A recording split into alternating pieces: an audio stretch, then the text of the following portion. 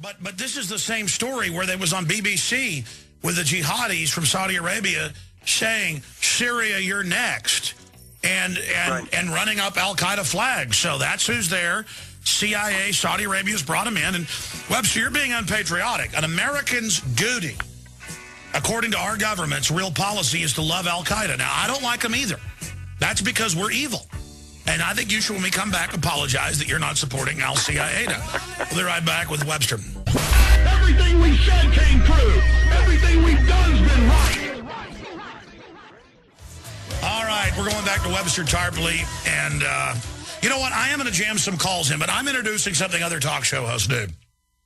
But instead of radio graffiti 7 seconds or 10 seconds, I will give you 30 seconds and myself 10 seconds and take your phone calls when Tarpley leaves us here in about 10 minutes. All right, Webster, I'm going to try to shut up now. I've asked my questions. What is the larger geopolitical? You're there doing groundbreaking investigation. You are some of the only journalists to ever get into that area. I've been following it. Nobody's even going or even trying. They just sit back and say Assad is roasting children on a pit and maybe Satan. And he's also with al-Qaeda. But meanwhile, it's known that al-Qaeda works for the New World Order and has been given new fiefdoms. Finish up with Syria, then I want to ask you, what's the strategy of tension here, the order out of chaos? What are they planning to do with al-Qaeda after they give them all these countries? I mean, I guess they'll just tell the public, oopsie, al-Qaeda took over. Now we've got to attack them again. I mean, what's happening here? Well, again, just to sum up the finding, the neighborhood of Zahra, Z-A-H-R-A, in the city of Homs, 1 million people, this is one of the principal neighborhoods. It turns out that this entire insurrection comes down to a couple of hundred terrorist snipers who are carrying out random shootings and kidnappings in order to terrorize all the relevant groups. Random freedom fighting, though. They're helping people, killing them. But I mean, this is just like Iraq, where even former top CIA analyst Ray McGovern's come on and talked about it. Later it came out that the Iraqi government with U.S. forces blew up the Golden Mosque to get Shiites and Sunnis killing each other. This is a classic, stir up the whole thing, call it a people's rebellion, bomb the whole country, and roll in and be praised, and have Anderson Cooper, in a Nelly way, prance around on stage talking about democracy. So it is exactly that kind of a big lie. So a couple of hundred people. Now, one thing that I think has to be pointed out, what I found was people supporting Assad. They were chanting in favor of President Assad, and they were holding up their own, not government manufactured pictures of him, but their own little pictures. And we went in a couple of houses, and there were pictures there too in one of these houses of one of the victims. At the same time, there's a criticism of Assad that he hasn't done enough. One guy did a very interesting analysis. He said, look, this starts with the CIA, it starts with the Mossad, and then it goes through these other groups, right, other Arab countries, ethnic groups, criminal elements. And he said, on the whole, the response of the regime has been too tame. And again, a couple of doctors and other people in the hospital asked him, what should happen here?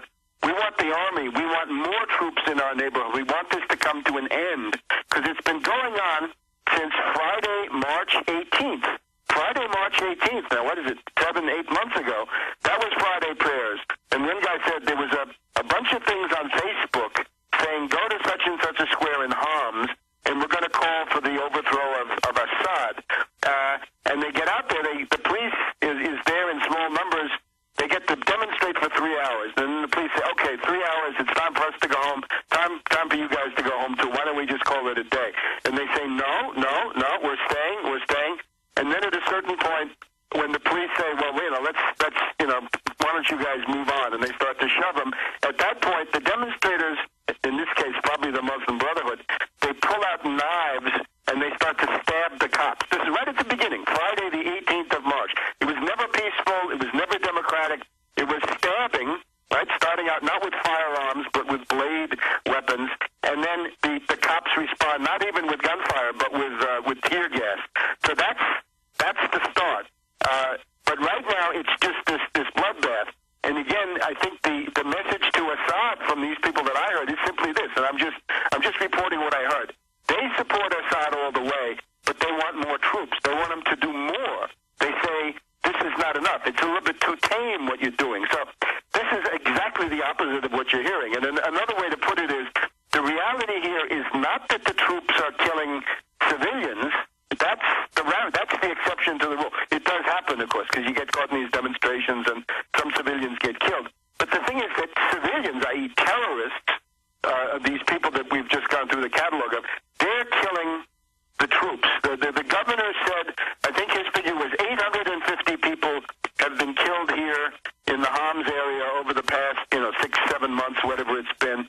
And I think he said something like at least 200 have been soldiers. So the soldiers are a very, very large part. But of course, NATO and the peace president, they want to liberate with carpet bombing and leveling of cities and infrastructure, so the liberals can all feel very trendy and prance around with little, effeminate lisp and be big men like Anderson, CIA Cooper.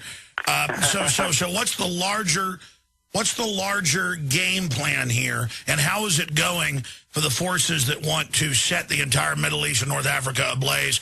Gaddafi held them up for 6 months, but now they've got the country to carry out the ethnic cleansing all the way into Africa. That's been admitted, so the mass death and al-Qaeda takeover can now happen. How's the overall plan of mass murder going? Just in terms of the neighboring countries, maybe we start with that and then move on to the superpower stuff. In the neighboring countries, it's very interesting that the centers of such insurrection as there is, which is not that much, right? It's nothing like Libya. With Libya, there was a whole belt of cities that were completely lost to Gaddafi from the very beginning, right? Benghazi, Darna, Tobruk, the whole Cyrenaica area was gone within a couple of weeks. In this case, it's a couple of neighborhoods or small areas or small towns along 4 borders. Along the Lebanese border, close to it, is Homs, right? And Hama, that's the other place. Homs and Hama being a bit smaller. Okay, so that's the Lebanese border. Then you go up to the Turkish border. There's an area there where there's some kind of insurrection going on. You go over to the Iraq border, and there you find that there's something going on. It's across from the Iraqi Kurds, right? The Kurdish entity. And then there's another area, which is this Daraa, I think it's called. That's the Jordan border, right? Jordan is to the south. So 4 borders, 4 foreign countries. It's like each one of the foreign countries has sponsored a center of terrorism and agitation inside this country. Now, looking beyond it, you have to ask yourself, if you're really going to start a regional war for the sake of a couple of hundred terrorist killers, because that's what Hillary Clinton and Ambassador Rice there at the UN said they want to do. The difference, of course, is over the weekend we just had the Arab League, blackmailed and bribed, I'm sure, by the United States, say, Syria, you're suspended. Now, tomorrow, Wednesday, the Arab League is meeting, I think, somewhere in Morocco, and they're going to say, is that a permanent suspension or is it just a temporary suspension? If they can get the Arab League to say that it's suspended, that Syria is suspended, they can go back to the Security Council, because now they can say, up to now, we couldn't get anything through the Security Council against Syria because the Arab League didn't go along with it. But now they've suspended Syria. Now we can say the Arab League has turned against Syria. They go back and they try it. Now, I don't think they'll get anywhere. The Russian Foreign Ministry yesterday said, we don't agree with the stuff that's being done against Syria, right? We're not a part of that. And I think the Chinese probably see it the same way. But we have been disappointed by those guys in the past before, right? So Russia, China had better hang tough. But if they don't, then what happens, right? If you get a bombing campaign here, I can't see how Iran and Hezbollah stay out of this. And if they come in, right, we've had statements in the past couple of weeks where it's pretty clear that the retaliation, even just from Syria, would go all the way to Israel, and it would go deep into Israel. And at that point, you'd get some kind of a regional conflagration effect. And at that point, the sky's the limit, right? Hold on to your hat, because then it goes out of control, and then nobody knows where it ends, because suppose an aircraft carrier gets sunk or something like this, right? And then there has to be retaliation for that, and then there has to be counter-retaliation. And you get into these scenarios of runaway, retaliation and God knows what. So I think it's very clear. This stuff has to end. The Syrians obviously need need to do their part. I think these people have a good case that they want more protection from their government. But then there's also us, right? Where the United States has got to butt out of this. This is just, it is simply a big lie. In other words, there is no movement against Assad in the way that they say it. There is no group that says, look, Webster, we're out of time. We're definitely going to have you back up the next few days. How long are you in Syria? I've got quite a number of days, so we can certainly arrange something for probably towards the end of the week. Yeah, let's get you on. Friday's the best day for me, and that way we've got a lot of developments. So let me just put you on hold and try to set you up for a good time Friday. How's that sound? Okay, thanks, Alex. Webster, be safe over there. By the way, Alex, I was just talking to a guy from Paris he listens to you in Paris. Well, wonderful. Tell him I said hi. Yes. He sends you his greetings, too. All right, thank you. You don't need me to tell you that humanity is in a deep crisis. Everyone can feel it. We know a tectonic struggle is now taking place between the forces of freedom and those who love darkness, bondage, and enslavement. Yes, my friends, evil is rising. But take heart. For every action, there is an equal and opposite reaction. Recently, New World Order operative Hillary Clinton admitted they're losing the info war. We are in an information war, and we are losing that war. The globalists are scared. They've overreached. The future of the info war is in your hands. Join prisonplanet.tv. Download the thousands of special video reports, ebooks, and more, and get them out to everyone you know. Continue to spread the word about the broadcast on YouTube, Facebook, Twitter, and every other globalist propaganda platform. We are going to use their system against them. The info war now goes into high gear.